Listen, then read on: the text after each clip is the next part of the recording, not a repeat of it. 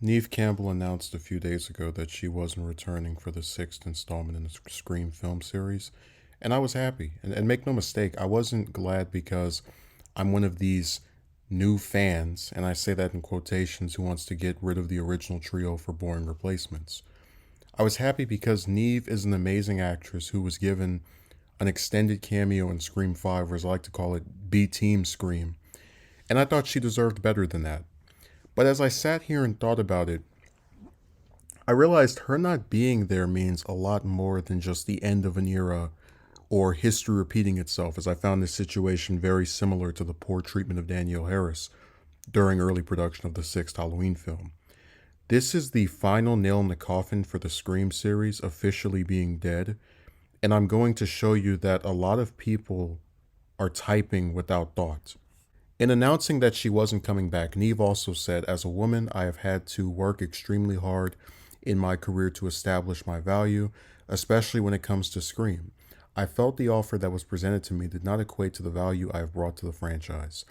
This is actually a point that disturbed me because there have been stories of various actresses admitting that they have had harder times getting roles as they've gotten older.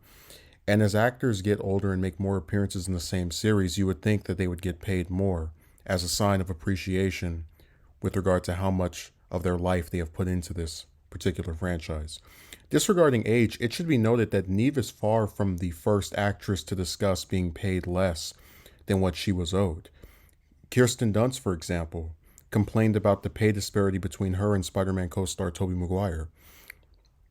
Because I was so focused on addressing the stupidity of Dewey getting killed off, I didn't talk about how terrible Sidney's role in B Team Scream was before now, so let me correct that. The main character of the previous four movies has a phone call with Dewey and then disappears for the rest of the movie until after he dies. Then she's brought back into the story for the third act, fighting against killers who did not target her or come after her. I believe she could have been written out of that movie and nothing would change. They could have given her scenes after Dewey's death to Gale, and it probably would have been better given the latter used to be married to him. I found it funny that the same people who trashed Scream 3 and cited Sidney's lesser role in that film as one of their criticisms seemed completely fine with her being in this one even less. I didn't wait 11 years for a new Scream movie just to see her for less than 13 minutes and taking a back seat in her own damn series. The tragic part of Scream 5 is that if they actually wanted to shift focus to another character who wasn't Sidney, they could have just done the same thing Creed did. Creed had enough sense to not call itself Rocky 7, as although it took place after the sixth movie, it was still a spin-off since it was about a different character. Imagine if Radio Silence did a Scream 5 that was actually about the original trio and meant to conclude the series by having them live happily ever after, which I think they deserve after surviving for that long. And after doing this fifth installment that was actually respectful to what the series had been under the helm of its creator, Radio Silence announced a spin-off about the daughter of a Ghostface who was being stalked by a killer with a different identity than Ghostface, which would be considered a failure given all the times Sidney had defeated them. So Sidney and maybe the other members of the trio would come to aid this daughter of Ghostface, who over the course of several movies could go from needing protection to being able to protect herself. And they could call this new series Shouting or Shriek. That concept has more creativity than anything you're going to see out of Radio Silence, because these are ideas an actual fan of the first four movies came up with instead of a group of people who only care about making money.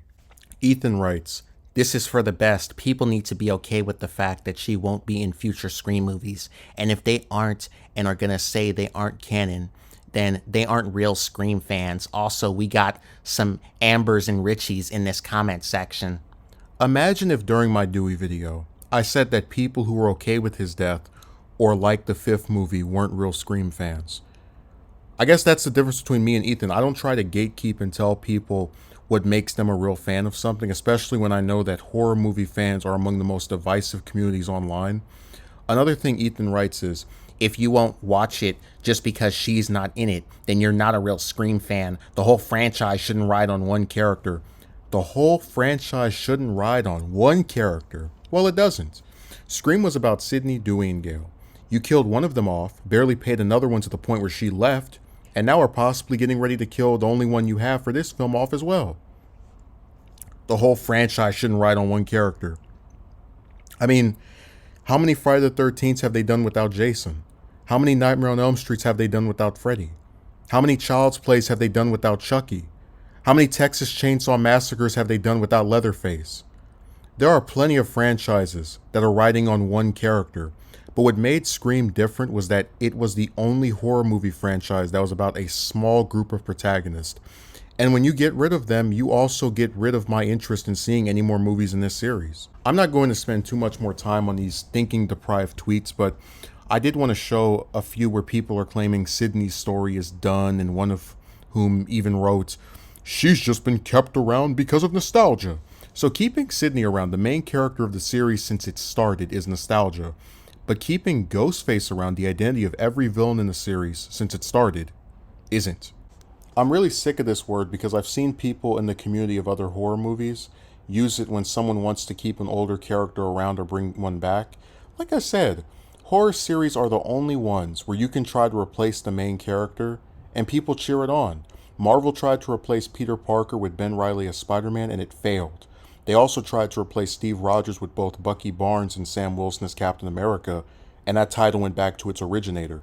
That's the thing about good characters. They're fictional, but you can't always just remove them from a story and expect everyone or most people to be on board with it, especially when they've been leading the series since it started. Nostalgia, by the way, is the only reason most of these horror series are going in the first place.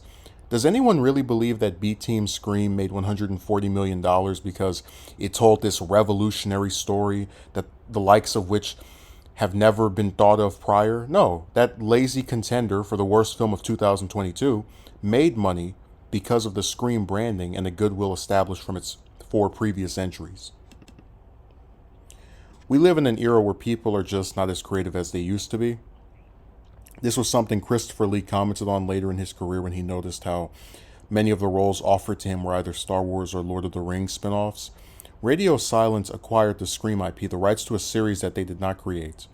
When they got to work on making a new installment, they made sure to make it primarily about a set of young new characters that they created and have the returning ones play second fiddle to this group. This is the same strategy that was implemented in the Jurassic World trilogy and the Star Wars sequel trilogy and in Ghostbusters Afterlife. And this strategy isn't being done because you can't tell interesting stories with the older characters, but rather because these studios are looking to make as many sequels as possible to franchises that they didn't create. And they think this can better be accomplished with the younger cast who will presumably stick around during this string of installments. There are 2 things that bother me about this pattern of next generation sequels. The first is that it's ironic in the sense that people often say it's time for something new, but by Scream repeating the pattern of other series that try this, like the ones I mentioned, it's not doing anything new. What exactly is new about making newer characters go through the exact same thing as the ones that came before them? Why regurgitate the arc of Sydney in college with Sam or Tara when you can instead tell a story of Sydney's paranoia as a mother and fear that her past may come back to haunt her and her offspring? The second is that people sometimes delude themselves to the point of not being able to see very obvious patterns. Brain Dead Muggy Head writes, "Guess we all just have to agree to disagree. But I'm a huge supporter of Scream 5. It's a good film and I think would have been a good ending. But 'cause Hollywood's Hollywood, 6 shoots this summer."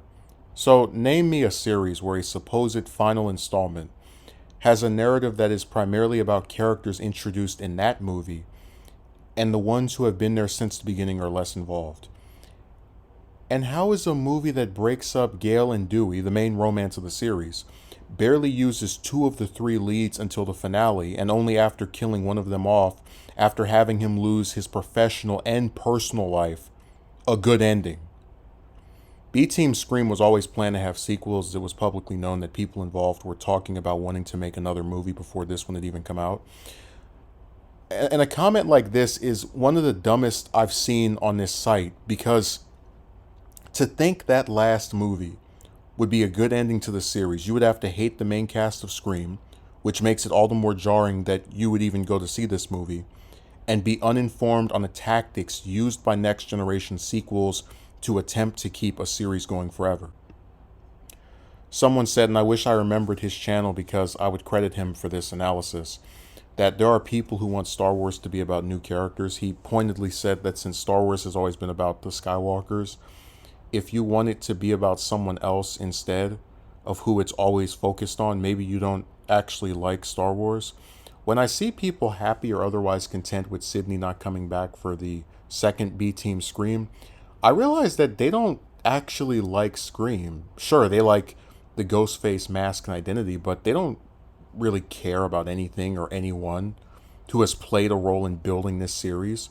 So long as they have someone wearing a mask and killing random people, they're satisfied. It's Dewey's time. Sydney's story is done. It's Sydney's time. Maybe it's Radio Silence's time to make an original horror series that they don't have to steal the title of as they strip the series that they didn't create of every element that made it different from its counterparts. These Scream fans that back this stuff have done something really impressive. By being okay with not featuring Sydney in a prominent role, and now being content with her not appearing at all, you found a way to disrespect the vision of the series creator, who always focused on her. By supporting sexist filmmakers that won't pay her what she deserves for carrying this series on her back for a quarter century, you managed to find a way to not only treat the character poorly, but extend that vitriol to the actress that portrays her as well. And I'd rather be a non-real Scream fan if it means I don't have to count myself among people who don't even like the series but call themselves fans, who want the characters and the actors who play them to be treated poorly, and who will blindly support anything Hollywood churns out. I will support Neve Campbell by signing the petition by Beyond the Mask to pay her what she's owed, and watching other projects she's appeared in, and will not support the second B-Team Scream. As a Scream movie without Sydney or Dewey is as interesting to me as watching paint dry.